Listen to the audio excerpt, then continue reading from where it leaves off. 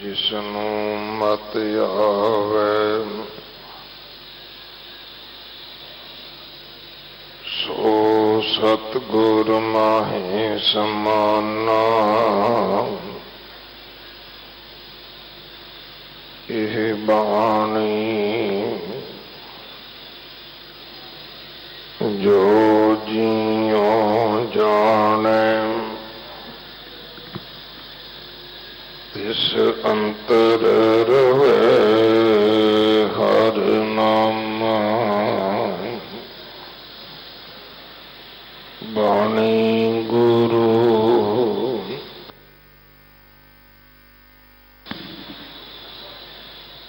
गुरु है बाणी विच बाणी अमृत सारे। गुर बाणी कहे सेवक जन माने। परतख गुरु निस्तार।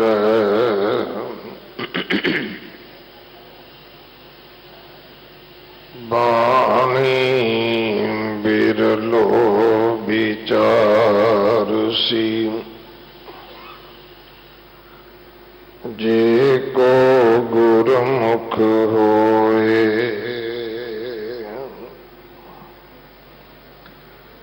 एह बाणी महापुरख की निज कर वासा होए।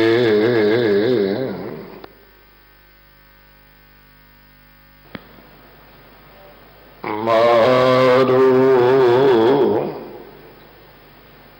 महला पहला मन मुख लहर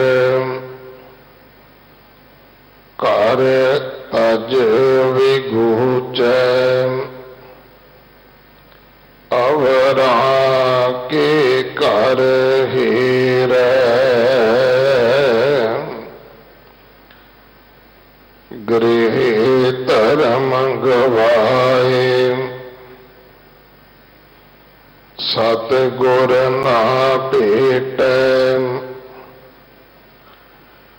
दुर्मत घूमन घेरै। दिसंतर भवै पाठ पढ़ थाका। तृष्णा होए वधेरै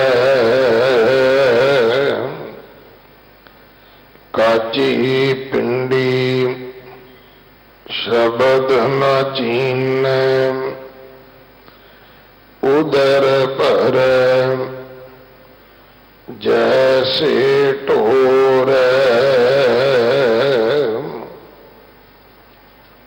बाबा ऐसी रवत रवै सन्यासी।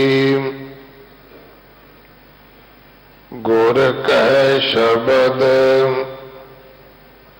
एक लिव लागी। तेरे नाम रते तृप्तासी। रहाऊ कोली गेरू रंग चढ़ाया। वस्त्र पेख पेखारी कापड़ फार बनाई खिंता। चोली माया तारी कर कर मांगे। जग पर बोध मन अंधे पतहारी परम पुलाना शब्द न चीन जुए बाजी हारी अंतर अगन ना गुर बिन बूझे बाहर पूर तापै गुर सेवा बिन भगत न होवी क्यों कर चीन से आपै निंदा कर कर नरक निवासी अंतर आत्म जापै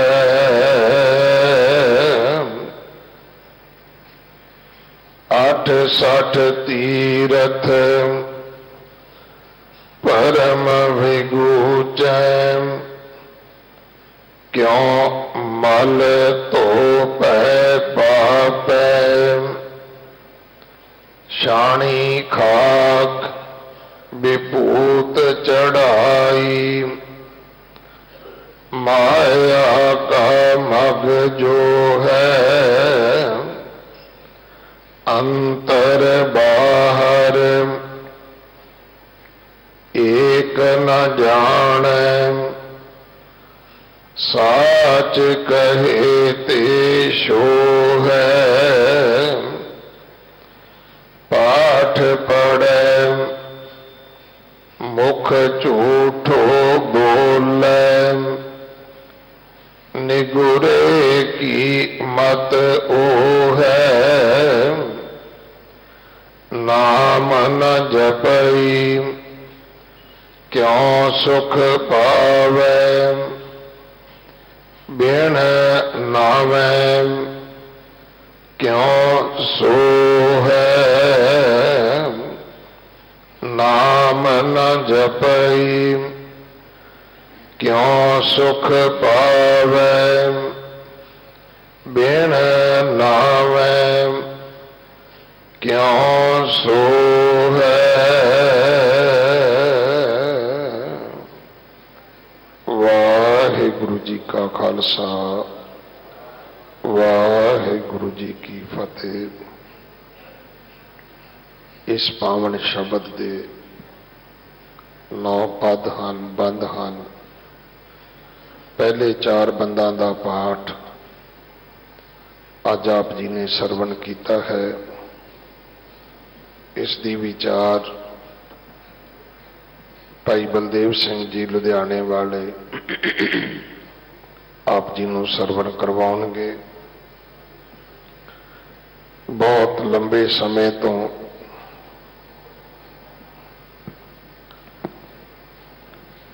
हरिद्वार विखे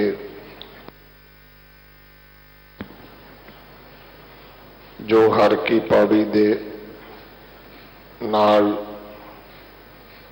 गुरुद्वारा ज्ञान गोदड़ी साहब जिदी अज होंद तो उथे गुरुद्वारा साहब होने तो भी भावें वो प्रशासन है भावें स्थानक लोग ने वो मुकरण की कोशिश करते हैं। पर एक समा सी जदों जाहर पीर जगत गुरु कल तारन आए गुरु नानक दे पिता महाराज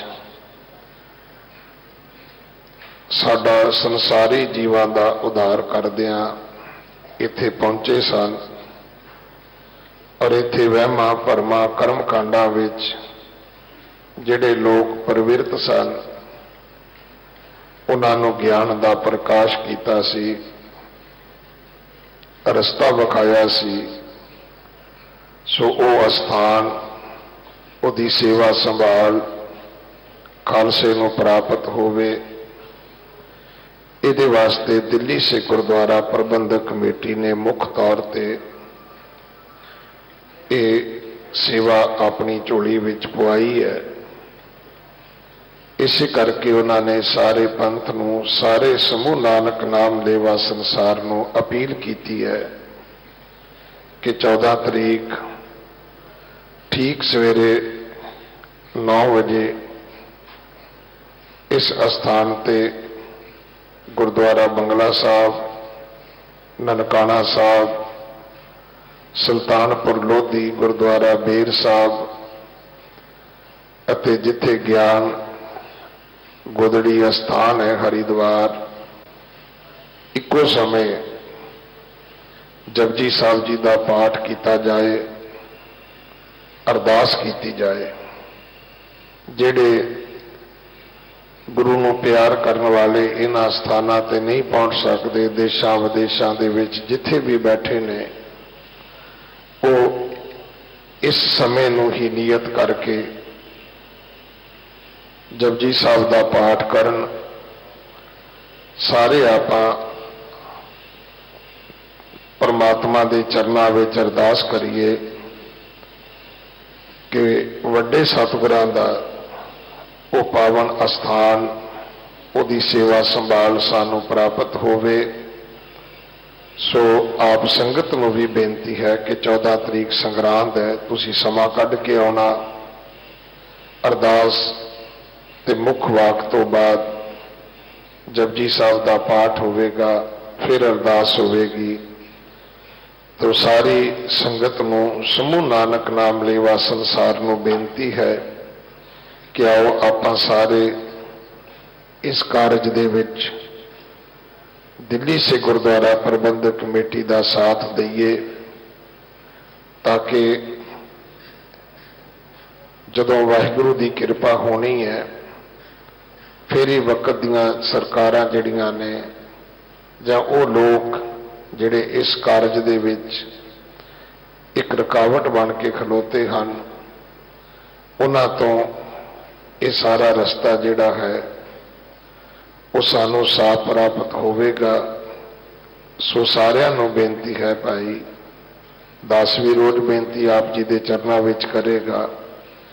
ਆਪ ਜੀ ਵੀ ਇਸ ਨੂੰ ਜਿਹੜੇ ਜਿਹੜੇ ਅੱਜ ਪ੍ਰਚਾਰ ਦੇ ਸਾਧਨ ਨੇ ਉਹਨਾਂ ਦੇ ਰਾਹੀਂ ਹਰ ਨਾਨਕ ਨਾਮ ਲੇਵਾ ਨੂੰ ਇਹ ਸੁਨੇਹਾ ਪਹੁੰਚਾਓ ਕਿ 14 ਤਰੀਕ ਆਪਾਂ ਸਾਰੇ 9 ਵਜੇ ਜਪਜੀ ਸਾਹਿਬ ਦਾ ਪਾਠ ਕਰੀਏ, ਅਰਦਾਸ ਕਰੀਏ ਤਾਂ ਕਿ ਇਹ ਕਾਰਜ ਸੰਪੂਰਨ ਹੋ ਸਕੇ।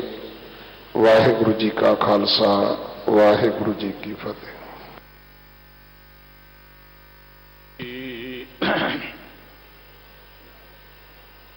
तू सुल्तान कहाँ हाँ मियाँ, तेरी कवन वडाई। जो तू देह सो कहाँ सुअमी, मैं मूर्ख कहन न जाई। तुम्हारी शरण तुम्हारी आशा, तुम ही सज्जन सुहेले। राखो राखन हार दयाला, नानक करके गोले। तुम सब साजे साज निवाजे, जियो पिंड दे प्राणा। निर्गुणियारे गुण नहीं कोई, तुम दान देहो मेहरवाना। तुमरी तुद आगे अरदास हमारी, जियो पिंड सब तेरा। कहो नानक सब तेरी वडियाई, कोई नाओ न जाने मेरा। कहो नानक सब तेरी वडियाई, कोई नाओ न जाने मेरा। ਸਰਬ ਕਲਾ ਸਮਰੱਥ ਜੁਗੋ ਜੁਗ ਅਟਲ ਬਾਣੀ ਦੇ ਬੋਹਿਤ ਸਤਿਗੁਰੂ ਬ੍ਰਹਮ ਗਿਆਨ ਦੇ ਸਾਗਰ ਧੰਨ ਸਾਹਿਬ ਸ੍ਰੀ ਗੁਰੂ ਗ੍ਰੰਥ ਸਾਹਿਬ ਜੀ ਮਹਾਰਾਜ ਦੇ ਪਾਵਨ ਪਵਿੱਤਰ ਹਜ਼ੂਰੀ ਵਿੱਚ ਬਾਲਾ ਪ੍ਰੀਤਮ ਸਤਿਗੁਰੂ ਗੁਰੂ ਹਰਕ੍ਰਿਸ਼ਨ ਸਾਹਿਬ ਜੀ ਮਹਾਰਾਜ ਦੇ ਮਹਾਨ ਪਾਵਨ ਅਸਥਾਨ ਗੁਰਦੁਆਰਾ ਸ੍ਰੀ ਬੰਗਲਾ ਸਾਹਿਬ ਜੀ ਵਿਖੇ ਬੈਠ ਕੇ ਅਤੇ ਦੂਰ ਨੇੜੇ ਘਰਾਂ ਵਿੱਚ ਬੈਠ ਕੇ ਗੁਰਬਾਣੀ ਕੀਰਤਨ ਦਾ ਆਨੰਦ ਮਾਣ ਪਰਮ ਪਿਤਾ ਵਾਹਿਗੁਰੂ ਜੀ ਦੇ ਪਿਆਰ ਵਿੱਚ ਜੁੜ ਕੇ ਆਪਣੇ ਜੀਵਨ ਦੀਆਂ ਘੜੀਆਂ ਨੂੰ ਸਫਲ ਬਣਾ ਰਹੇ ਗੁਰੂ ਸਵਾਰੇ ਸਤਸੰਗੀ ਜਨੋ, ਵਾਹਿਗੁਰੂ ਜੀ ਕਾ ਖਾਲਸਾ ਵਾਹਿਗੁਰੂ ਜੀ ਕੀ ਫਤਿਹ। ਗੁਰੂ ਕੀ ਪਾਵਨ ਗੋਦ ਵਿੱਚ ਬੈਠ ਕੇ ਜਿੱਥੇ ਗੁਰਬਾਣੀ ਦੇ ਕੀਰਤਨ ਦਾ ਆਨੰਦ ਆਪ ਜੀ ਨੇ ਮਾਣਿਆ ਹੈ, ਸਤਿਗੁਰੂ ਜੀ ਦੀ ਪਾਵਨ ਬਾਣੀ ਦੀ ਜੋ ਹਰ ਰੋਜ਼ ਕਥਾ ਵਿਚਾਰ ਆਪ ਜੀ ਸ਼ਰਵਣ ਕਰਦੇ ਹੋ, ਉਸ ਦੇ ਨਾਲ ਸੰਬੰਧਿਤ ਗੁਰੂ ਕੇ ਪਾਵਨ ਅਮੋਲ ਬਚਨ ਮਾਰੂ ਰਾਗ ਵਿੱਚੋਂ ਜੋ ਗੁਰੂ ਨਾਨਕ ਸਾਹਿਬ ਜੀ ਮਹਾਰਾਜ ਦੇ ਬਖਸ਼ਿਸ਼ ਕੀਤੇ ਹੋਏ ਨੇ, ਇਸ ਸਥਾਨ ਦੇ ਹੈਡ ਗ੍ਰੰਥੀ ਸਾਹਿਬਾਨ ਜੋ ਗਿਆਨੀ ਰਣਜੀਤ ਸਿੰਘ ਜੀ ਦੀ ਰਸਨਾ ਤੋਂ ਆਪ ਜੀ ਨੇ ਸ਼ਰਵਣ ਕੀਤੇ ਨੇ। ਸਤਿਗੁਰੂ ਜੀ ਨੇ ਇਸ ਮੁੱਖ ਵਾਕ ਦੇ ਅੰਦਰ ਗੱਲ ਇੱਕ ਸੰਨਿਆਸੀ ਦੀ ਕੀਤੀ ਹੈ ਕਿ ਸੰਨਿਆਸੀ ਦੀ ਰਹਿਤ ਹੋਣੀ ਕੀ ਚਾਹੀਦੀ ਹੈ। ਸੰਨਿਆਸੀ ਕਿਸ ਨੂੰ ਕਿਹਾ ਜਾਂਦਾ ਹੈ? ਸਮੁੱਚੇ ਪਾਵਨ ਸ਼ਬਦ ਦੇ ਅੰਦਰ ਸਤਿਗੁਰੂ ਜੀ ਨੇ ਉਹ ਰਹਿਤ ਦਾ ਜ਼ਿਕਰ ਕੀਤਾ ਹੈ। ਧਰਮ ਇੱਕ ਬੜਾ ਉੱਤਮ ਸ਼ਬਦ ਹੈ। ਪਰਮਾਤਮਾ ਨੇ ਇਹ ਸ੍ਰਿਸ਼ਟੀ ਬਣਾਈ ਹੈ, ਹਰ ਚੀਜ਼ ਦਾ ਕੋਈ ਨਿਯਮ ਹੈ।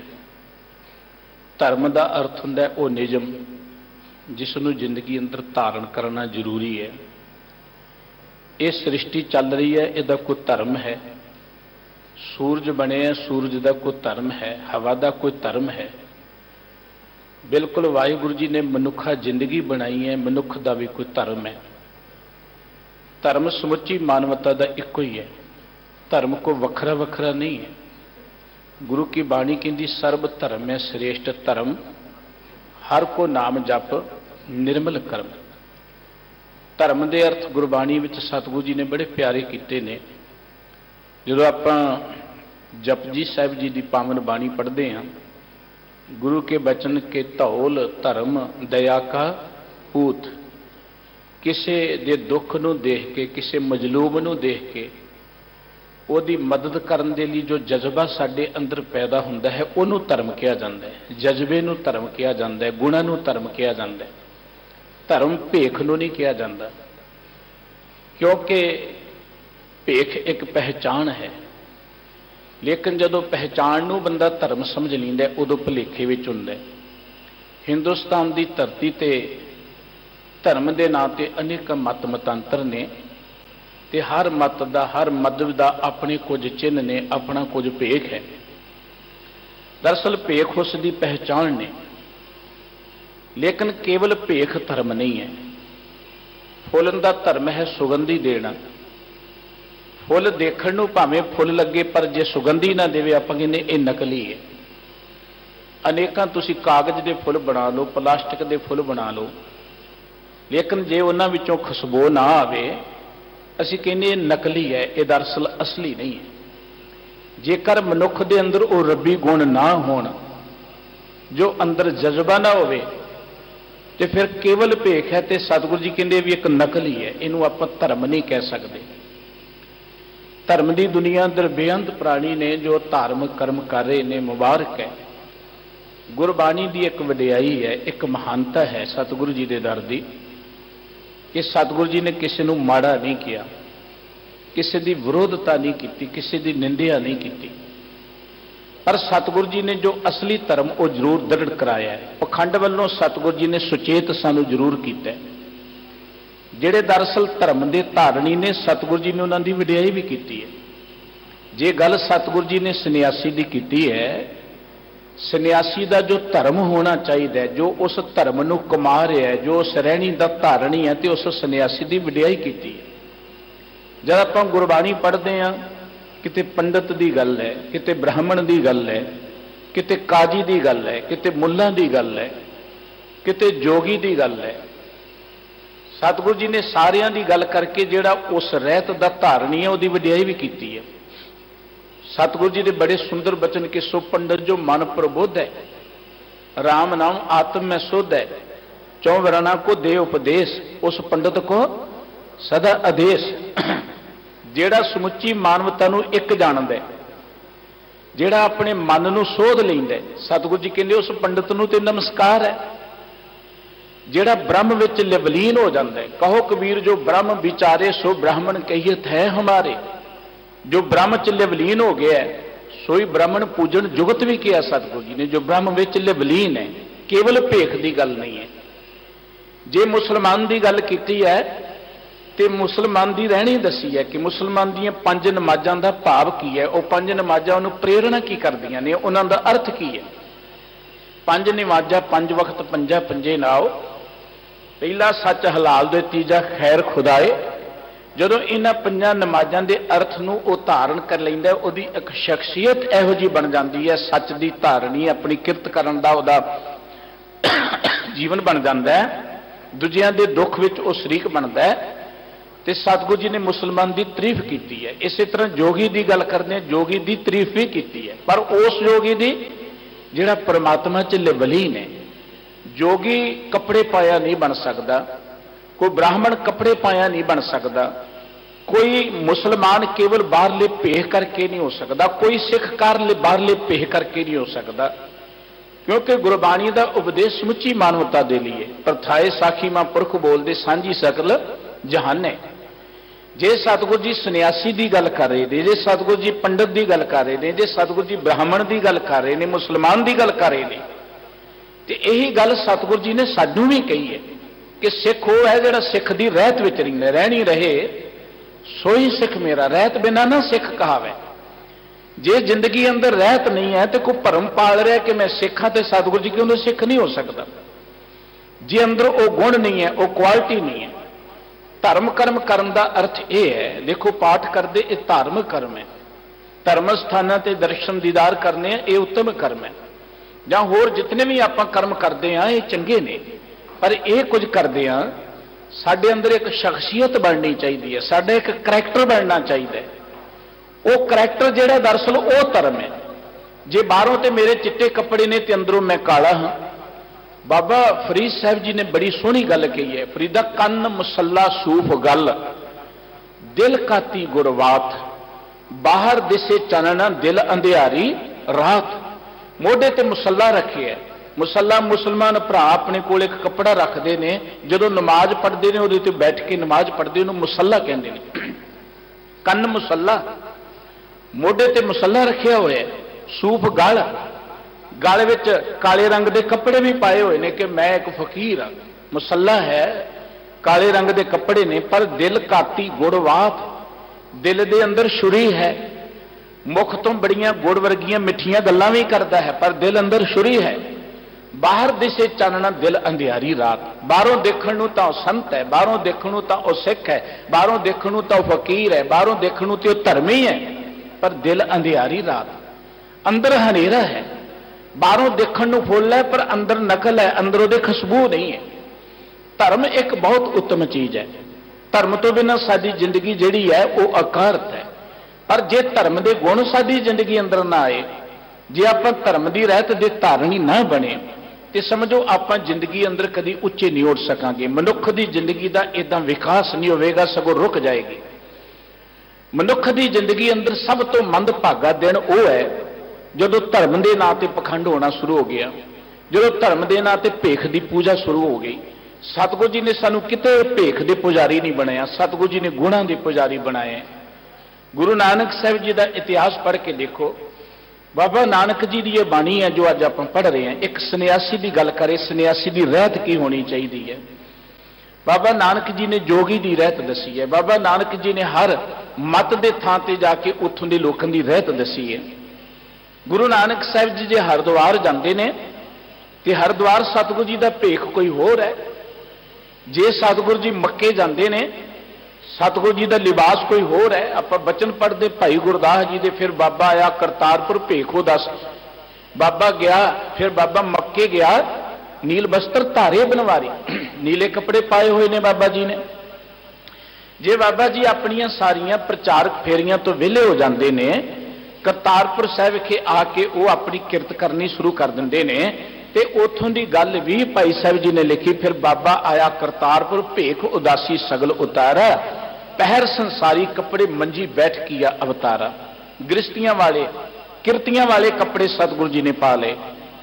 सतगुरु जी घर च बैठ के किरत करन लग पे, लोगों को उपदेश देन लग पे। सतगुरु जी ने किते भेख नाल ना जुड़े ने ना सानू जोड़े है। भेख एक पहचान है, पर असली धर्म मनुख के अंदर जिहड़े गुण वो ने। बाहरले जितने असीं धार्मिक कर्म करते हैं, जदों आपां इन्हां नूं धर्म समझ लवांगे उदों साडी बड़ी वड्डी भुल होवेगी। मत्था टेकना एक बहुत उत्तम कर्म है, धर्म का एक हिस्सा गिणिया जाता है, पर गुरबाणी ने सानू सुचेत किया कि मत्था टेकना मुबारक है, पर जे अंदर साफ नहीं है फिर सीस निवाया क्या थी है, जारे दे सुधे जाए, सिर झुकाया की हो जाएगा। झुकना धर्म नहीं है, मन नूं साफ करना धर्म है। झुकण की गल होए तो साडे नालों ज्यादा शिकारी झुक जाता है। अपराधी दूना निवै जो हंता मिरगाए। जे मत्था टेकना ही धर्म होए तो साडे नालों ज्यादा धर्मी वह बंदा है जिहड़ा किते अपने शिकार नूं गोली मारन दे लई धरती ते झुक जाता है। झुकना धर्म नहीं है, मन नूं साफ करना धर्म है। तीर्थां ते जाना चाहिए, पर तीर्थां ते जाना धर्म नहीं है। तीर्थां ते जाके उत्थों दे उपदेश नूं ग्रहण कर लेना, अपने मन की मैल नूं उतार लेना, यह धर्म है। दरअसल पाठ करना उत्तम कर्म है, पर केवल पाठ करना अपने आप नूं धर्मी समझ लेना एक भरम है। धर्मी आपां उदों बनांगे जो जो कुछ गुरबाणी के राही या धर्म ग्रंथ के राही सानू उपदेश मिलिया उन्होंने जिंदगी अंदर धारण कर लांगे। दरअसल धर्मी उदों आपां बनांगे। धर्म की दुनिया के अंदर देखो, धर्म मनुखता के उधार लिए बड़ा जरूरी है। धर्म तो बिना यह मनुखी समाज जिहड़ा है ना, ये सुख शांति नहीं पसर सकती, ये मनुखी समाज विकास नहीं कर सकता। धर्मदर्द साडी जिंदगी का फर्ज है। धर्मदर्द साडी जिंदगी के वो गुण जिन्होंने धारण करना जरूरी है। एक फौजी होंदा है ना, फौज में जो कोई भर्ती होंदा है, उन्होंने 9 महीने पहला ट्रेनिंग दी जाती है, उन्होंने सिक्ख्या दी जाती है। 9 महीने तो बाद वो अंदर एक जो शख्सियत बन जाती, फिर उन्होंने फौजी का रैंक मिल जाता है। ज्यों ज्यों वो एक्सपर्ट होंदा है, उसका रुतबा वधदा जांदा है, उसका रैंक वधदा चलिया जाता है। ਉਹਦੀ वर्दी फौजी नहीं है। वर्दी तो कोई भी बाजारों लैके पा लेगा, वर्दी पाउण नाल कोई फौजी नहीं बनेगा। ਉਹਦੇ ਵਿੱਚ कुछ गुण भरे जाते हैं। 9 महीने ਉਹਦਾ एक जीवन की घाड़त करी जाती है। वो घाड़त घड़न के नाल दरअसल ਉਹਨੂੰ फौजी किया जाता है। बंदूक फड़ना फौजी नहीं है, बंदूक तो आम लोग ले फिरते हैं। फौजी के कोल बंदूक नाम ही होवे, फौजी ने गल वर्दी नाम ही पाई होए, फौजी नाम ही लड़ता है तां भी आपां ਉਹਨੂੰ फौजी कहने, क्योंकि ਉਹਦਾ एक करैक्टर है। ਉਹਦੇ करैक्टर ਨੂੰ फौजी किया जाता है। ਉਹਦੇ अंदर एक जीवन बन गया, ਉਹਦੇ कुछ निजम बन गए, ਉਹਨੂੰ फौजी किया जाता है। फौजी रिटायर्ड होके आ जाए घर, ਉਹਦੀ बंदूक रख ली जाती है, ਉਹਦੇ ਕੋਲ वर्दी नहीं होंदी, आपां फिर भी ਉਹਨੂੰ फौजी कहने आ। रिटायर्ड होने तो बाद भी एक भाल की जाती कि सानू कोई गार्ड ते बंदा चाहिए या कोई मुलाजम चाहिए, जे किते रिटायर्ड फौजी मिल जाए ना तो चंगी गल है, क्योंकि ਉਹਦੇ कुछ क्वालिटी है, ਉਹਦੇ कुछ गुण ने। फौजी वर्दी नहीं है, बंदूक नाल लड़ना जिहड़ा फौजी नहीं है। दरअसल ਉਹਦੇ अंदर एक शख्सियत बन गई, ਉਹਦੇ अंदर कुछ गुण भर दिते गए, उन्होंने फौजी किया जाता है। बिल्कुल इस तरह जे फौजी अंदर वो गुण नहीं होणगे, केवल बाहरली वर्दी होएगी। हुण तुसीं फौज के अंदर वो लोग भेजदे हो जिन्हां दी ट्रेनिंग नहीं है, उन्हें वर्दी पाई हुई है, उन्होंने राइफलां भी रखियां हुई ने, कि मुल्क जिहड़ा वो सुरक्षित रह सकेगा? कदी मुल्क सुरक्षित नहीं रह सकेगा। जेकर फौज दे विच नकली लोग चले जाणगे, मुल्क की सुरक्षा खतरे में पै जाएगी। जेकर धर्म की दुनिया अंदर नकली लोग आ जाएंगे, समाज भी खतरे में पै जाएगा। धर्म दुनिया का समाज डुबना शुरू हो जाएगा। बाबा नानक जी ने एक गल कहनी पई, जदों उन्होंने धार्मिक लोगों का जीवन ढंग देखिया। काजी है लेकिन काजी झूठ बोलता है, काजी जिहड़े वड्डी लैके हक खत्म कर रहा है। ब्राह्मण है वो केवल लोगों पासों दान पुण्य लेना, लोगों पासों कर्म कांड कराने, लोगों को धर्म कर्मां लई प्रेरणा करनी, लोगों के दान पुण्य ते पलना, इनू ही अपना ब्राह्मणपना समझ बैठा है। जोगी है घर बार छड्ड के केवल बाहर फिरन नूं जां जो गृहस्थ नूं निंदना ही जोगी समझ बैठा है। ते बाबा जी ने एक गल कहनी पई, कहण लगे कादी कूड़ बोल मल खाए, ब्राह्मण नहावै जियां खाए, जोगी जुगत न जाने अंध तीने उजाड़े के बंद। मनुखी समाज ਨੂੰ ਉਜਾੜਨ ਦਾ ਸਭ ਤੋਂ ਵੱਡਾ ਕਾਰਨ ਉਹ ਧਾਰਮਿਕ ਲੋਕ ਨੇ ਜਿਨ੍ਹਾਂ ਕੋਲ ਕੇਵਲ ਭੇਖ ਹੈ ਲੇਕਿਨ ਧਰਮ ਦੇ ਗੁਣ ਨਹੀਂ ਹੈ। ਜਿਨ੍ਹਾਂ ਕੋਲ ਕੇਵਲ ਭੇਖ ਹੈ ਲੇਕਿਨ ਅੰਦਰੋਂ ਧਰਮ ਨਹੀਂ, ਅੰਦਰ ਉਹ ਧਰਮ ਵਾਲੀ ਖੁਸ਼ਬੂ ਨਹੀਂ ਹੈ, ਅੰਦਰ ਉਹ ਧਰਮ ਵਾਲਾ ਆਚਾਰ ਨਹੀਂ ਹੈ, ਉਹ ਇਸ ਮਨੁੱਖੀ ਸਮਾਜ ਦੇ ਉਜਾੜੇ ਦਾ ਕਾਰਨ ਨੇ। नहीं तो आप देखते हाँ हर मुल्क के अंदर, हर समाज के अंदर, हर कम्यूनिटी के अंदर बेअंत धर्म स्थान ने। धर्म स्थानों से बहुत धर्म कर्म किए जाते हैं। धर्म के नाँ से वड्डे वड्डे जोड़ मेले लगते हैं। धर्म के नाँ से वड्डियां वड्डियां भीड़ां इकट्ठियां होंदियां ने। ये अज नहीं, बाबा नानक जी के वेले भी इकट्ठियां होंदियां सन। जे यही कुछ धर्म है तो मनुखी समाज से बड़ा सुखी होना चाहिए। मनुख नूं ते परेशानी कोई नहीं होनी चाहिए। धर्म तो प्यार सिखाउंदा है, धर्म तो मनुख की सेवा की गल करता है। धर्म का अर्थ है दूजियां लई जीउणा, धर्म का अर्थ है दूसरिਆਂ ਲਈ जीउणा है। सूरज जिहड़ा है वो चानण दिंदा है, अपने लिए नहीं है, वो संसार नूं चानण दे रहा है, ਉਹਦਾ धर्म है। हवा जिहड़ी है वो लोगों को सुख दे रही है, ਇਹਦਾ धर्म है। धरती जिहड़ी है ये किन्ने अन्न पैदा कर रही है, ਇਹਦਾ धर्म है। उन्हें आप थोड़ा कुछ खाना है, वो तो संसार के जीवन ही पैदा कर रही है, ਉਹਦਾ धर्म है। गुरु रामदास जी महाराज ने एक बड़ा प्यारा वचन लिखे, यो शरीर सब धर्म है जिस अंदर सच्चे की विच जोत। आ साडा शरीर ही धर्म है। जे तुसी धर्म सीखना है तो शरीर पासों सीख लो। शरीर किवें धर्म है? शरीर दे वल जदों तुसी नजर मारोगे, शरीर का एक एक अंग जिहड़ा है ना वो दूसरे लिए जीव रहा है, दूसरे दे लिए।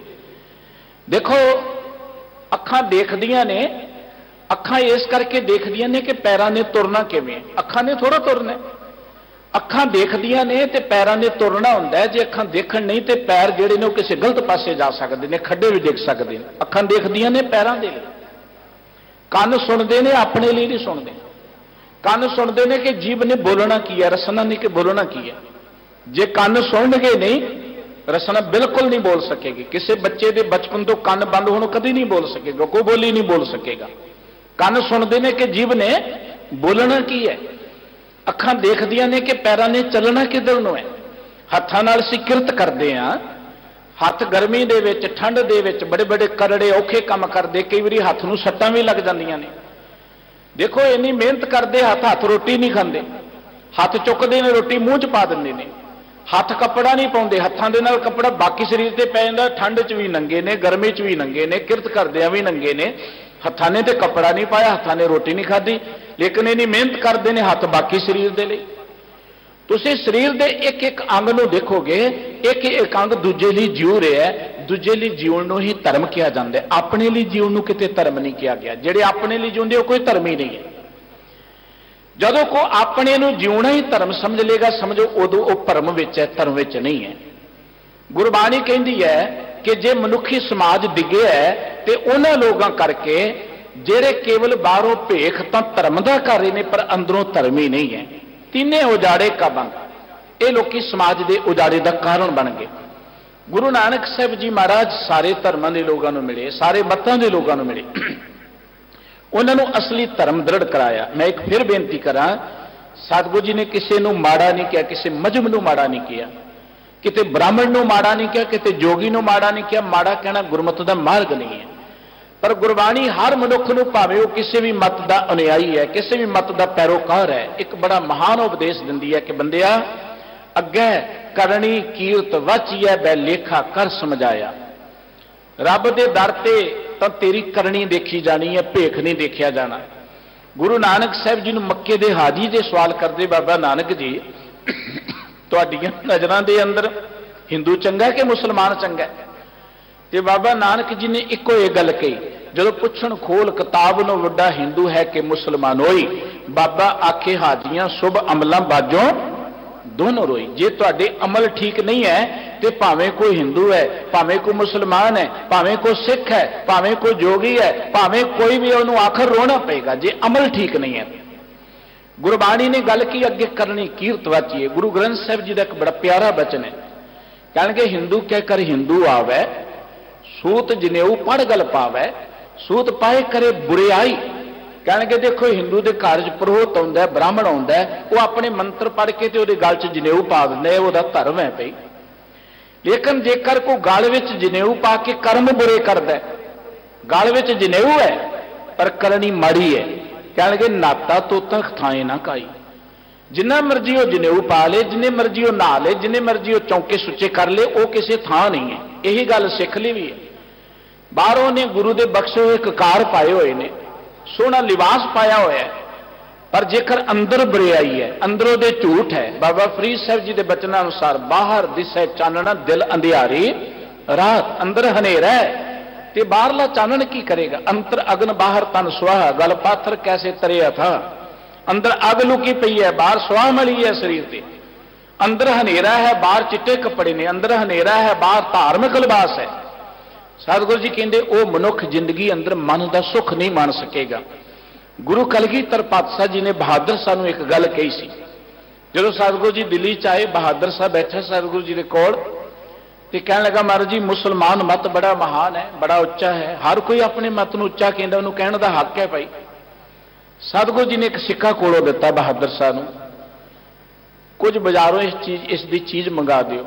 ਕਹਿੰਦੇ ਉਹ ਜਿਹੜਾ ਵਿਅਕਤੀ ਬਾਜ਼ਾਰ ਗਿਆ ਮੁੜ ਆਇਆ, ਕਹਿਣ ਲੱਗਾ ਜੀ ਇਹ ਤੇ ਖੋਟਾ ਸਿੱਕਾ ਹੈ। ਸਤਿਗੁਰੂ ਜੀ ਕਹਿਣਗੇ ਬਹਾਦਰ ਸਾਹਿਬ ਤੇ ਕਲਮਾਂ ਵਿੱਚ ਲਿਖਿਆ ਹੋਇਆ ਹੈ, ਤੁਹਾਡੀ ਫੋਟੋ ਵੀ ਲੱਗੀ ਹੋਈ ਹੈ, ਇਹ ਬਾਜ਼ਾਰ ਵਿੱਚ ਚੱਲਿਆ ਕਿਉਂ ਨਹੀਂ ਹੈ। ਬਹਾਦਰ ਸਾਹਿਬ ਕਹਿਣ ਲੱਗਾ ਜੀ ਇਹਦੇ ਵਿੱਚ ਜਿਹੜੀ ਧਾਤ ਹੋਣੀ ਚਾਹੀਦੀ ਹੈ ਉਹ ਪੂਰੀ ਨਹੀਂ ਹੈ, ਇਹਦੀ ਕੁਆਲਿਟੀ ਅੰਦਰੋਂ ਜਿਹੜੀ ਉਹ ਪੂਰੀ ਨਹੀਂ ਹੈ। ਸਤਿਗੁਰੂ ਜੀ ਕਹਿਣਗੇ ਉੱਪਰ ਕਲਮਾ ਲਿਖਿਆ, ਕਹਿੰਦੇ ਜੀ ਕਲਮੇ ਨਾਲ ਕੀ ਬਣ ਜਾਏਗਾ, ਅੰਦਰ ਇਹਦੀ ਧਾਤ ਪੂਰੀ ਨਹੀਂ ਹੈ।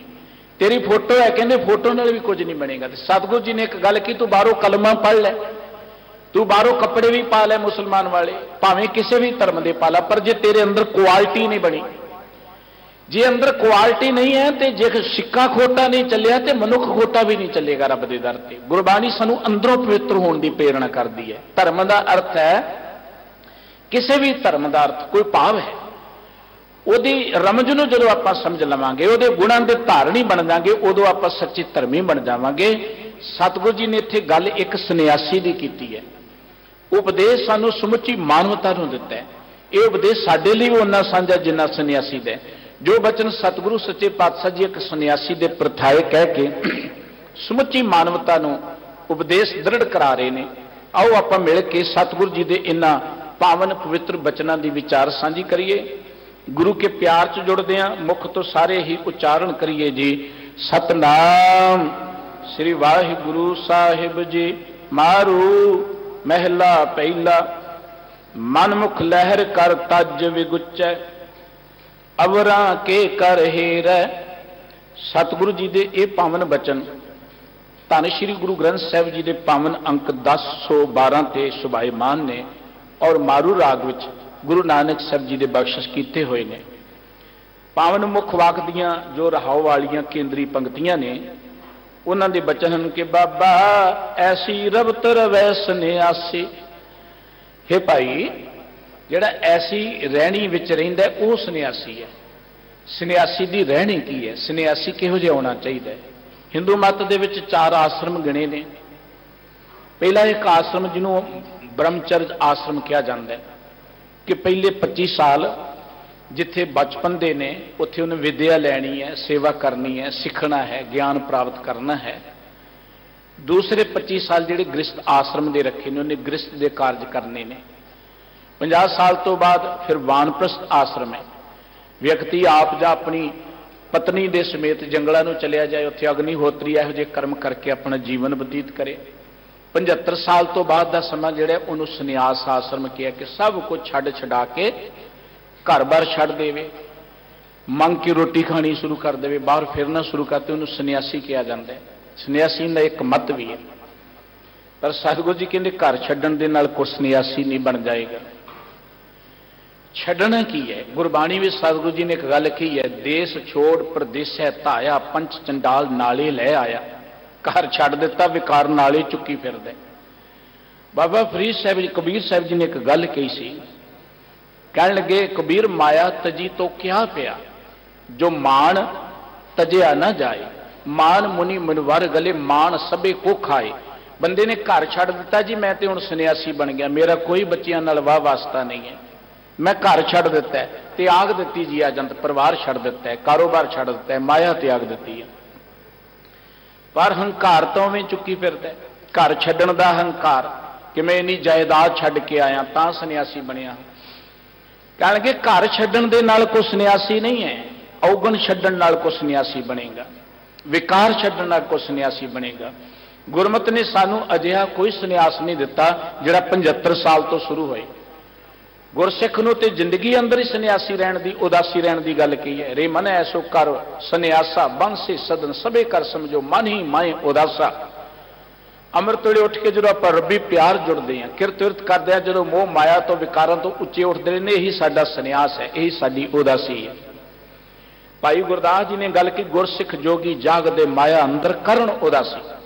ਗੁਰਸਿੱਖ ਕਿਰਤ ਵੀ ਕਰਦਾ ਹੈ, ਕਿਰਤ ਕਰਦਿਆਂ ਜੋ ਕੁਝ ਆ ਗਿਆ ਦਾ ਹੰਕਾਰ ਹੀ ਕੋਈ ਨਹੀਂ, ਜੋ ਕੁਝ ਆ ਗਿਆ ਉਹਦੇ ਵਿੱਚ ਕੋਈ ਲੱਭ ਲੋਭ ਹੀ ਕੋਈ ਨਹੀਂ, ਕਿਸੇ ਨਾਲ ਬੇਈਮਾਨੀ ਨਹੀਂ ਕਰਨੀ। ਇਹ ਹੈ ਦਰਅਸਲ ਸੰਨਿਆਸ।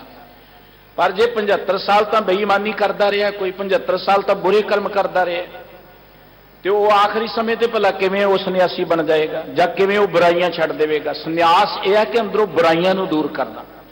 ਸਤਿਗੁਰੂ ਜੀ ਕਹਿੰਦੇ ਸੰਨਿਆਸੀ ਹੈ ਕੌਣ ਹੈ? ਬਾਬਾ ਐਸੀ ਰਬਤ ਰਵੈ ਸੰਨਿਆਸੀ, ਜਿਹੜਾ ਇਹੋ ਜੀ ਰਹਿਤ ਦਾ ਧਾਰਣੀ ਬਣੇ। ਉਹ ਕਿਹੜੀ ਰਹਿਤ ਹੈ ਕਿ ਗੁਰ ਕੈ ਸ਼ਬਦ ਏਕ ਲਿਵ ਲਾਗੀ, ਤੇਰੇ ਨਾਮ ਰਤੇ ਤ੍ਰਿਪਤਾਸੀ। ਜਿਹਦੀ ਗੁਰੂ ਕੇ ਸ਼ਬਦ ਦੇ ਰਾਹੀਂ ਇੱਕ ਪ੍ਰਮਾਤਮਾ ਨਾਲ ਲਿਵ ਲੱਗ ਜਾਏ, ਸੁਰਤ ਜੁੜ ਜਾਏ ਪ੍ਰਮਾਤਮਾ ਦੇ ਵਿੱਚ, ਵਾਹਿਗੁਰੂ ਜੀ ਦੇ ਪਿਆਰ 'ਚ, ਪ੍ਰਭੂ ਦੇ ਪਿਆਰ 'ਚ ਜੁੜ ਜਾਏ, ਉਹ ਸੰਨਿਆਸੀ ਹੈ। ਹੁਣ ਹੈਗਾ ਤਾਂ ਸੰਨਿਆਸੀ ਜਿਵੇਂ ਸੰਨਿਆਸੀ ਬਣ ਗਿਆ, ਸੁਰਤ ਫਿਰ ਵੀ ਨਿਆਣਿਆਂ 'ਚ।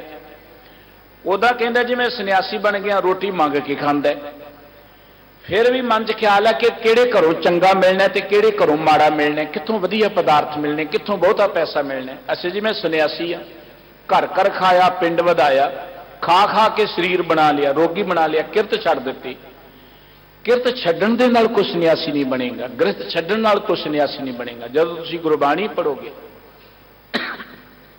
ਸਤਿਗੁਰੂ ਜੀ ਨੇ ਇਸ ਮੁੱਖ ਵਾਕ ਵਿੱਚ ਵੀ ਗ੍ਰਸਤ ਨੂੰ ਧਰਮ ਕਿਹਾ। ਇਹ ਪੰਕਤੀ ਆਪਾਂ ਸਾਂਝੀ ਕਰਾਂਗੇ। ਗੁਰਮਤਿ ਗ੍ਰਸਤ ਨੂੰ ਇੱਕ ਧਰਮ ਕਹਿੰਦੀ ਹੈ। ਗੁਰਬਾਣੀ ਕਹਿੰਦੀ ਸਭ ਤੋਂ ਵੱਡਾ ਗ੍ਰਸਤੀ ਪ੍ਰਮਾਤਮਾ ਹੀ ਹੈ। ਗ੍ਰਸਤਨ ਮੈਂ ਤੋਂ ਬੜੋ ਗ੍ਰਸਤੀ, ਪਰਮਾਤਮਾ ਸਭ ਤੋਂ ਵੱਡਾ ਗ੍ਰਸਤੀ। ਦੇਖੋ ਕਿੰਨੇ ਸੰਸਾਰ ਨੂੰ ਪਾਲ ਰਿਹਾ। ਅਸੀਂ ਤੇ ਆਪਣੇ ਇੱਕ ਦੋ ਬੱਚਿਆਂ ਨੂੰ ਪਾਲਦੇ ਕਹਿੰਦੇ ਜੀ ਗ੍ਰਸਤ ਬੜੀ ਵੱਡੀ ਜ਼ਿੰਮੇਵਾਰੀ ਹੈ, ਪਰਿਵਾਰ ਨੂੰ ਪਾਲਣਾ ਬੜੀ ਵੱਡੀ ਜ਼ਿੰਮੇਵਾਰੀ। ਤੇ ਕਈ ਬੜਾ ਅਹਿਸਾਨ ਕਰਨਗੇ, ਦੇਖੋ ਜੀ ਕਿੰਨੀ ਜੀਆ ਜੰਤ ਪਾਲੀ, ਕਿੰਨੇ ਭਰਾਵਾਂ ਨੂੰ ਭੈਣਾਂ ਨੂੰ ਪਾਲਿਆ, ਕਿੰਨਿਆਂ ਨੂੰ ਮੈਂ ਵਿਆਹ, ਬੜਾ ਅਹਿਸਾਨ ਕਰਨਗੇ ਉਹ। ਇਹ ਸਾਡੀ ਡਿਊਟੀ ਹੈ, ਸਾਨੂੰ ਵੀ ਕਿਸੇ ਨੇ ਪਾਲਿਆ ਹੈ ਨਾ। ਜੇ ਉਹਨਾਂ ਪਾਲਿਆ ਤੇ ਡਿਊਟੀ ਸਾਨੂੰ ਖਿੜੇ ਮੱਥੇ ਨਿਭਾਉਣੀ ਚਾਹੀਦੀ ਹੈ। ਕੋਈ ਕਿਸੇ ਤੇ ਅਹਿਸਾਨ ਨਹੀਂ ਕਰਨਾ ਚਾਹੀਦਾ, ਆਪਣਾ ਫਰਜ਼ ਹੈ, ਨਿਭਾਉਣੀ ਚਾਹੀਦੀ ਹੈ। ਆਪਣੀ ਡਿਊਟੀ ਤੋਂ ਭੱਜਣਾ ਨਹੀਂ ਚਾਹੀਦਾ, ਜਣਾਉਣਾ ਵੀ ਨਹੀਂ ਚਾਹੀਦਾ। ਇਹ ਇੱਕ ਬੜੀ ਬੁਰੀ ਗੱਲ ਹੈ ਜੀ। ਮੈਂ ਬੱਚਿਆਂ ਨੂੰ ਪਾਲ ਰਿਹਾ ਸੀ, ਕੌਣ ਪਾਲਣ ਵਾਲੇ? ਪਾਲਣ ਵਾਲਾ ਤੇ ਪ੍ਰਮਾਤਮਾ ਹੈ। ਸਾਨੂੰ ਤੇ ਆਪਣੇ ਵੱਡੇ ਭਾਗ ਸਮਝਣੇ ਚਾਹੀਦੇ ਨੇ ਕਿ ਵਾਹਿਗੁਰੂ ਜੀ ਨੇ ਸਾਨੂੰ ਇਹਨਾਂ ਬੱਚਿਆਂ ਦੀ ਪਾਲਣਾ ਦੇ ਯੋਗ ਸਮਝਿਆ ਨੇ। ਤੇ ਬਹੁਤ ਸਾਰੇ ਲੋਕ ਨੇ ਜਿਹੜੇ ਬੱਚਿਆਂ ਦੀ ਖਾਤਰ ਭਟਕਦੇ ਫਿਰਦੇ ਨੇ। ਸਾਨੂੰ ਯੋਗ ਸਮਝਿਆ, ਸਾਨੂੰ ਬੱਚੇ ਦਿੱਤੇ ਨੇ, ਸਾਨੂੰ ਯੋਗ ਸਮਝਿਆ, ਇਹਨਾਂ ਦੀ ਜ਼ਿੰਮੇਵਾਰੀ ਦਿੱਤੀ ਹੈ। ਸਾਡਾ ਇੱਕ ਫਰਜ਼ ਹੈ ਕਿ ਜੇ ਵਾਹਿਗੁਰੂ ਜੀ ਨੇ ਸਾਨੂੰ ਇਹ ਡਿਊਟੀ ਲਗਾਈ ਹੈ, ਸਾਨੂੰ ਇਹ ਜ਼ਿੰਮੇਵਾਰੀ ਦਿੱਤੀ ਹੈ, ਤੇ ਉਸ ਜ਼ਿੰਮੇਵਾਰੀ ਨੂੰ ਆਪਾਂ ਬਖੂਬੀ ਨਿਭਾਈਏ। ਗ੍ਰਸਤੀ ਮਨੁੱਖ ਦੀ ਸਭ ਤੋਂ ਵੱਡੀ ਮਨੁੱਖਤਾ ਦੀ ਸੇਵਾ ਪਤਾ ਕੀ ਹੈ? ਉਹਦੀ ਸੇਵਾ ਘਰ ਛੱਡਣਾ ਨਹੀਂ ਹੈ, ਉਹਦੀ ਸੇਵਾ ਕੋ ਤੀਰਥਾਂ ਤੇ ਭਟਕਣਾ ਨਹੀਂ ਹੈ, ਉਹਦੀ ਸੇਵਾ ਕੋ ਵੱਡਾ ਦਾਨ ਪੁੰਨ ਕਰਨਾ ਨਹੀਂ ਹੈ। ਉਹਦੀ ਸਭ ਤੋਂ ਵੱਡੀ ਸੇਵਾ ਹੈ ਕਿ ਜੇ ਵਾਹਿਗੁਰੂ ਜੀ ਨੇ ਉਹਨੂੰ ਸੰਤਾਨ ਦਿੱਤੀ, ਜ਼ਿੰਮੇਵਾਰੀ ਦਿੱਤੀ ਹੈ, ਉਹਨਾਂ ਬੱਚਿਆਂ ਨੂੰ ਚੰਗੇ ਇਨਸਾਨ ਬਣਾ ਕੇ, ਚੰਗੇ ਸੰਸਕਾਰ ਦੇ ਕੇ ਸਮਾਜ ਦੇ ਹਵਾਲੇ ਕਰਦੇ। ਸਭ ਤੋਂ ਵੱਡੀ ਸੇਵਾ ਹੈ ਆਪਣੇ ਬੱਚਿਆਂ ਨੂੰ ਚੰਗੇ ਇਨਸਾਨ ਬਣਾ ਦੇਵੇ। ਇਹ ਗ੍ਰਸਤੀ ਜ਼ਿੰਮੇਵਾਰੀ ਹੈ। ਹੁਣ ਜਿਹੜਾ ਬੱਚਿਆਂ ਦੀ ਪਾਲਣਾ ਤੋਂ ਹੀ ਭੱਜ ਗਿਆ, ਤੁਸੀਂ ਉਹਨੂੰ ਕੋਈ ਜੋਗੀ ਕਹੋਗੇ, ਤੁਸੀਂ ਉਹਨੂੰ ਕੋਈ ਸੰਨਿਆਸੀ ਕਹੋਗੇ? ਬੱਚੇ ਵੱਖ ਰੋ ਰਹੇ ਨੇ ਜੀ, ਸੰਨਿਆਸੀ ਬਣ ਗਿਆ, ਬਾਪੂ ਤਾਂ ਜੋਗੀ ਬਣ ਗਿਆ, ਬਾਪੂ ਤਾਂ ਸੰਤ ਬਣ ਗਿਆ। ਗੁਰਬਾਣੀ ਕਹਿੰਦੀ ਗੁਰ ਕੈ ਸ਼ਬਦ ਏਕ ਲਿਵ ਲਾਗੀ। ਜਿਹਦੀ ਗੁਰੂ ਕੇ ਸ਼ਬਦ ਦੇ ਰਾਹੀਂ ਇੱਕ ਵਾਹਿਗੁਰੂ ਜੀ ਦੇ ਵਿੱਚ ਲਿਵ ਲੱਗ ਗਈ ਹੈ, ਸੁਰਤ ਜੁੜ ਗਈ ਹੈ, ਅਤੇ ਤੇਰਾ ਨਾਮ ਰਤੇ ਤ੍ਰਿਪਤਾਸੀ, ਤੇ ਵਾਹਿਗੁਰੂ ਜੀ ਦੇ ਨਾਮ ਵਿੱਚ ਰੰਗਿਆ ਗਿਆ, ਲੀਨ ਹੋ ਗਏ, ਹਰ ਵੇਲੇ ਵਾਹਿਗੁਰੂ ਜੀ ਦੇ ਪਿਆਰ 'ਚ ਜੁੜਿਆ ਰਹਿੰਦਾ, ਤੇ ਅੰਦਰੋਂ ਉਹ ਰੱਜ ਜਾਂਦਾ, ਤ੍ਰਿਪਤ ਹੋ ਜਾਂਦਾ। ਬਣ ਗਿਆ ਕੋਈ ਸੰਨਿਆਸੀ, ਪਰ ਖਾਣ ਦੀ ਭੁੱਖ ਹੀ ਨਹੀਂ ਮਿਟੀ, ਘਰ ਘਰ ਜਾ ਕੇ ਮੰਗਦਾ ਫਿਰਦਾ। ਫਿਰ ਸੋਚੇਗਾ ਕਿ ਕਿੱਥੋਂ ਵਧੀਆ ਰੋਟੀ ਪਾਣੀ ਮਿਲਣਾ। ਜੇ ਕਿਸੇ ਨੇ ਵਧੀਆ ਨਾ ਦਿੱਤਾ ਤੇ ਨਾਰਾਜ਼ ਹੋ ਜਾਣਾ। ਗੁਰੂ ਸਾਹਿਬ ਜੀ ਦੀ ਹਜ਼ੂਰੀ 'ਚ ਆ ਗਿਆ ਇੱਕ ਵਿਅਕਤੀ ਇਹੋ ਜਿਹਾ।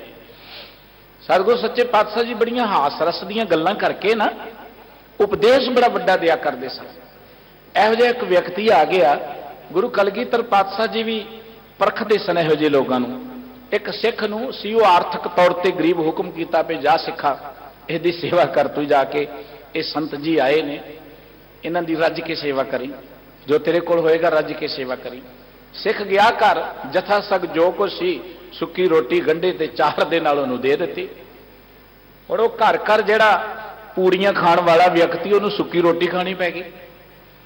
ਉਹਨੇ ਔਖੇ ਸੌਖੇ ਨਗਾ ਲਈ ਜਾਂ ਨਾ ਲਗਾਈ, ਸਤਿਗੁਰੂ ਜੀ ਦੀ ਹਜ਼ੂਰੀ ਚ ਵਾਪਸ ਆਇਆ।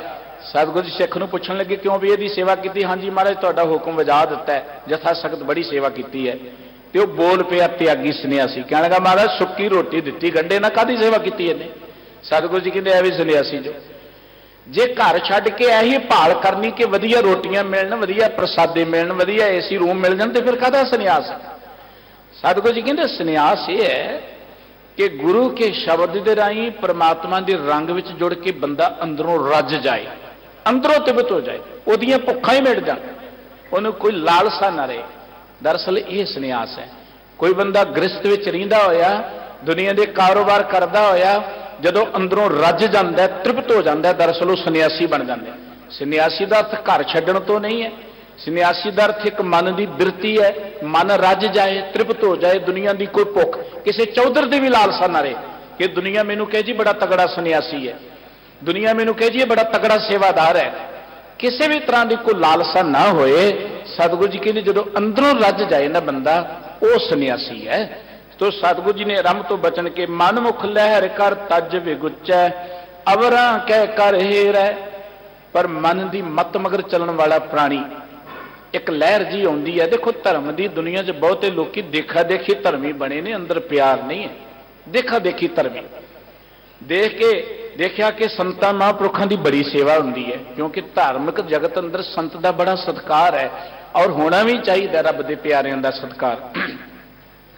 ਸੰਤਾਂ ਦੀ ਸੇਵਾ, ਸੰਤਾਂ ਦਾ ਸਤਿਕਾਰ ਦੇਖਿਆ ਤੇ ਹਰ ਕੋਈ ਕਹਿੰਦਾ ਸੰਤੀ ਬਣ ਜਾਈਏ, ਚਿੱਟੇ ਕੱਪੜੇ ਪਾ ਲਓ ਤੇ ਤੁਰ ਪਏ। ਇਹੋ ਜਿਹੇ ਦੇਖਾ ਦੇਖੀ ਬਹੁਤ ਸਾਰੇ ਲੋਕ ਕਹਿਣ ਲੱਗੇ ਕਿ ਮਨ ਦੀ ਮੱਤ ਮਗਰ ਚੱਲਣ ਵਾਲਾ ਪ੍ਰਾਣੀ ਐਵੇਂ ਮਨ ਦੇ ਜੋਸ਼ ਵਿੱਚ ਆ ਕੇ ਘਰ ਛੱਡ ਬੈਠਾ, ਘਰ ਛੱਡ ਕੇ ਵਿਗੋਚੇ ਚਲਿਆ ਗਿਆ ਤੇ ਫਿਰ ਕੀ ਹੈ? ਅਵਰਾਂ ਕੇ ਕਰ ਹੇਰ ਹੈ। ਆਪਣਾ ਘਰ ਛੱਡਦਾ ਤੇ ਲੋਕਾਂ ਦੇ ਘਰਾਂ 'ਚ ਝਾਤ ਮਾਰਦਾ, ਲੋਕਾਂ ਦੇ ਘਰੋਂ ਰੋਟੀਆਂ ਭਾਲਦਾ ਹੈ। ਆਪਣੀ ਇਸਤਰੀ ਨੂੰ ਛੱਡ ਕੇ ਫਿਰ ਲੋਕਾਂ ਦੀਆਂ ਇਸਤਰੀਆਂ ਤੇ ਨਜ਼ਰ ਰੱਖਦਾ, ਉਹ ਤਾਂ ਘਰ ਛੱਡ ਦਿੱਤਾ। ਸਤਿਗੁਰੂ ਜੀ ਕਹਿੰਦੇ ਨੇ ਕਿ ਗ੍ਰਹਿ ਧਰਮ ਗਵਾਏ ਸਤਿਗੁਰ ਨਾ ਭੇਟੈ ਦੁਰਮਤ ਘੁੰਮਣ ਘੇਰੈ। ਪਹਿਲੀ ਗੱਲ ਉਹਨੇ ਆਪਣਾ ਗ੍ਰਸਤ ਧਰਮ ਗਵਾ ਦਿੱਤਾ, ਗ੍ਰਸਤ ਵਾਲਾ ਫਰਜ਼ ਛੱਡ ਦਿੱਤਾ। ਗ੍ਰਸਤੀ ਹੋਣਾ ਇੱਕ ਧਰਮ ਹੈ, ਦਰਅਸਲ ਆਪਣੀ ਜ਼ਿੰਮੇਵਾਰੀ ਨਿਭਾਉਣਾ। ਮੈਂ ਪਹਿਲਾਂ ਬੇਨਤੀ ਕੀਤੀ ਪ੍ਰਮਾਤਮਾ ਕਿੰਨੀ ਵੱਡੀ ਜ਼ਿੰਮੇਵਾਰੀ ਨਿਭਾ ਰਿਹਾ ਹੈ, ਇੰਨੇ ਵੱਡੇ ਬ੍ਰਹਿਮੰਡ ਨੂੰ, ਇੰਨੇ ਵੱਡੇ ਸੰਸਾਰ ਨੂੰ ਚਾਲ ਰਿਹਾ ਹੈ, ਚਲਾ ਰਿਹਾ ਹੈ, ਪਾਲ ਰਿਹਾ ਹੈ, ਮਾਨਵਤਾ ਨੂੰ। ਇਹ ਕੋਈ ਨਿੱਕੀ ਜਿਹੀ ਜ਼ਿੰਮੇਵਾਰੀ ਹੈ? ਸਾਨੂੰ ਇੱਕ ਘਰ ਦੀ ਬੱਚਿਆਂ ਦੀ ਜ਼ਿੰਮੇਵਾਰੀ ਮਿਲੇ ਤੇ ਅਸੀਂ ਕਹਿੰਦੇ ਜੀ ਬੜੀ ਔਖੀ ਗੱਲ ਹੈ ਜੀ। ਆ ਤੁਸੀਂ ਦੇਖਦੇ ਆ ਨਾ, ਗ੍ਰਸਤ ਨੂੰ ਬੜਾ ਸਤਿਕਾਰਿਆ ਸੀ ਸਤਿਗੁਰੂ ਜੀ ਨੇ। ਗ੍ਰਸਤ ਦੇ ਨਾਂ ਤੇ ਕਿੰਨੀਆਂ ਗੱਲਾਂ ਜੀ, ਗ੍ਰਸਤ ਤਾਂ ਦੁੱਖਾਂ ਦੀ ਖਾਣ ਹੈ, ਗ੍ਰਸਤ ਵਿੱਚ ਜਾ ਕੇ ਜੀ ਜੇ ਹੁੰਦਾ ਹੈ। ਦਰਅਸਲ ਇਹ ਸਿਰਫ ਤਾਂ ਸਿਰਫ ਮਨ ਦੀਆਂ ਕਮਜ਼ੋਰੀਆਂ ਚੋਂ ਨਿਕਲੀਆਂ ਗੱਲਾਂ ਨੇ। ਗ੍ਰਸਤ ਵਰਗੀ ਪਵਿੱਤਰ ਚੀਜ਼ ਕੋਈ ਨਹੀਂ, ਜੇਕਰ ਮਨੁੱਖ ਨੂੰ ਗ੍ਰਸਤ ਵਿੱਚ ਰਹਿਣਾ ਹੁੰਦਾ ਹੋਵੇ ਤਾਂ ਹੈ। ਸਤਿਗੁਰੂ ਜੀ ਕਹਿੰਦੇ ਇੱਕ ਤਾਂ ਆਪਣੇ ਗ੍ਰਸਤ ਧਰਮ ਤੋਂ ਬੰਦਾ ਭੱਜਦਾ ਹੈ, ਗ੍ਰਸਤ ਇੱਕ ਧਰਮ ਹੈ।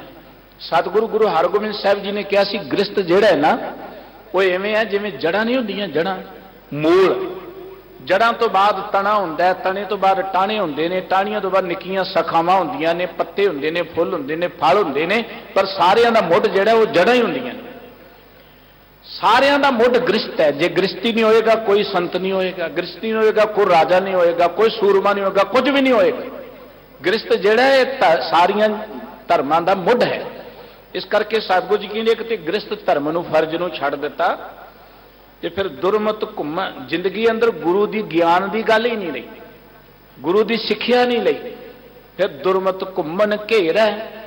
ਬੰਦਾ ਜਿਹੜਾ ਵੀ ਧਰਮ ਵਾਲੇ ਬੰਨੇ ਲੱਗਦਾ ਹੈ, ਮਨੋਰਥ ਇਹ ਹੁੰਦਾ ਕਿ ਮਨ ਦੀ ਸ਼ਾਂਤੀ ਮਿਲ ਜਾਏ, ਮਨ ਦਾ ਸੁੱਖ ਮਿਲ ਜਾਏ, ਪਰ ਗਲ 'ਚ ਗੇਰੂਏ ਕੱਪੜੇ ਪਾ ਲਏ, ਮਨ ਦੀ ਸ਼ਾਂਤੀ ਨਹੀਂ ਮਿਲੀ। ਗਲ 'ਚ ਚਿੱਟੇ ਕੱਪੜੇ ਪਾ ਲਏ, ਮਨ ਫਿਰ ਵੀ ਅੱਗ 'ਚ ਤੜਫ ਰਿਹਾ ਹੈ। ਗਲ 'ਚ ਕਾਲੇ ਕੱਪੜੇ ਪਾ ਲਏ, ਮਨ ਫਿਰ ਵੀ ਟਿਕਿਆ ਨਹੀਂ ਹੈ। ਧਰਮ ਸਥਾਨ ਤੇ ਬੈਠ ਗਿਆ, ਮਨ ਫਿਰ ਵੀ ਭਟਕ ਰਿਹਾ ਹੈ। ਪਾਠ ਕਰ ਰਿਹਾ, ਫਿਰ ਵੀ ਭਟਕ ਰਿਹਾ ਹੈ। ਉਹਦਾ ਕਾਰਨ ਇਹ ਹੈ ਕਿ ਮਨ ਨੂੰ ਗੁਰੂ ਦਾ ਗਿਆਨ ਨਹੀਂ ਦਿੱਤਾ, ਗੁਰੂ ਦੀ ਮੱਤ ਨਹੀਂ ਧਾਰਨ ਕੀਤੀ, ਸਿਰਫ ਆਪਣੀ ਮਨ ਦੀ ਮਰਜ਼ੀ ਮਗਰ ਚੱਲ ਕੇ ਕਰਮ ਕਰਨੇ ਸ਼ੁਰੂ ਕਰਤੇ, ਭਾਵੇਂ ਕੱਪੜੇ ਪਾ ਲਏ, ਭਾਵੇਂ ਧਰਮ ਕਰਮ ਕਰਨ ਲੱਗ ਪਏ ਆ, ਦੇਖਾ ਦੇਖੀ। ਲੇਕਿਨ ਗੁਰੂ ਦੀ ਮਤ ਨਹੀਂ ਸੁਣੀ, ਗੁਰੂ ਦਾ ਗਿਆਨ ਨਹੀਂ ਲਿਆ, ਤੇ ਦੁਰਮਤ ਘੁੰਮਣ ਘੇਰ ਹੈ। ਇਸ ਕਰਕੇ ਦੁਰਮਤ ਦੇ ਵਿੱਚ ਉਹ ਘੁੰਮਣ ਘੇਰੀਆਂ 'ਚ ਪਿਆ ਰਹਿੰਦਾ ਹੈ। ਭਾਵੇਂ ਉਹ ਜਿਹੜੇ ਮਰਜ਼ੀ ਕੱਪੜੇ ਪਾ ਲੇ, ਜਿੱਥੇ ਮਰਜ਼ੀ ਚਲਿਆ ਜਾਏ, ਉਹ ਇਸ ਘੁੰਮਣ ਘੇਰੀ ਤੋਂ ਮੁਕਤ ਨਹੀਂ ਹੋ ਸਕਦਾ, ਬਾਹਰ ਨਹੀਂ ਨਿਕਲ ਸਕਦਾ। ਸਤਿਗੁਰੂ ਜੀ ਕਹਿੰਦੇ ਦਸੰਤਰ ਭਵੈ ਪਾਠ ਪੜ੍ਹ ਥਾਕਾ ਤ੍ਰਿਸ਼ਨਾ ਹੋਏ ਵਧੇਰੇ। ਦਸਾਂ ਦਿਸ਼ਾਵਾਂ 'ਚ ਵੀ ਭਟਕਦਾ ਹੈ, ਪਾਠ ਬੜੇ ਕਰਦਾ, ਗਿਣਤੀਆਂ ਮਿਣਤੀਆਂ ਦੇ ਨਾਲ ਕਈ ਪਾਠ ਕਰਦਾ, ਲਗਾਤਾਰ ਕਰੀ ਚਲਿਆ ਜਾਂਦਾ ਹੈ, ਲੇਕਿਨ ਉਹਦੇ ਮਨ 'ਚ ਤ੍ਰਿਸ਼ਨਾ ਹੋਰ ਵੱਧਦੀ ਚਲੀ ਜਾਂਦੀ ਹੈ। ਪਾਠ ਵੀ ਬੜੇ ਕਰਦਾ ਹੈ, ਪਰ ਤ੍ਰਿਸ਼ਨਾ ਹੋਰ ਵੱਧਦੀ ਚਲੀ ਜਾਂਦੀ। ਪਾਠ ਕਰਨ ਦਾ ਤੇ ਇੱਕ ਸੁੱਤੇ ਸਿੱਤ ਰਿਜ਼ਲਟ ਨਿਕਲਣਾ ਚਾਹੀਦਾ ਹੈ। ਪਾਠ ਕਰਦਿਆਂ ਕਰਦਿਆਂ ਅੰਦਰ ਸ਼ਾਂਤੀ ਆ ਜਾਏ, ਅੰਦਰ ਸੰਤੋਖ ਆ ਜਾਏ, ਅੰਦਰ ਇਮਾਨਦਾਰੀ ਆ ਜਾਏ, ਅੰਦਰ ਸਹਿਣਸ਼ੀਲਤਾ ਆ ਜਾਏ, ਅੰਦਰ ਖਿਮਾ ਦੀ ਭਾਵਨਾ ਆ ਜਾਏ। ਜੇ ਪਾਠ ਕਰਦਿਆਂ ਵੀ ਤੜਫੀ ਜਾ ਰਿਹਾ, ਭਟਕੀ ਜਾ ਰਿਹਾ, ਦਾ ਮਤਲਬ ਕਿ ਬਾਹਰੋਂ ਹੀ ਕਰ ਰਿਹਾ। ਬਾਬਾ ਕਬੀਰ ਸਾਹਿਬ ਜੀ ਨੇ ਕਿਹਾ ਸੀ, ਕਿਆ ਪੜ੍ਹੀਐ ਕਿਆ ਗੁਣੀਐ, ਕਿਆ ਵੇਦ ਪੁਰਾਨਾ ਸੁਣੀਏ, ਪੜ੍ਹੇ ਸੁਣੇ ਕਿਆ ਹੋਈ। ਪੜ੍ਹਨ ਸੁਣਨ ਨਾਲ ਕੀ ਹੋ ਜਾਏਗਾ?